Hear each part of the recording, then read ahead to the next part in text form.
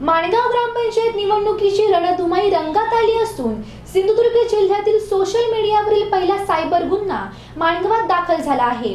जातीवाचक व समाजात तेढ निर्माण करणाऱ्या पोस्टबाबत पोलीस ठाण्यात तक्रार दाखल झाली आहे। सरपंच पदाच्या उमेदवारांबाबत अनेक आक्षेपार्ह पोस्ट टाकल्याने अखेर ही तक्रार देण्यात आली।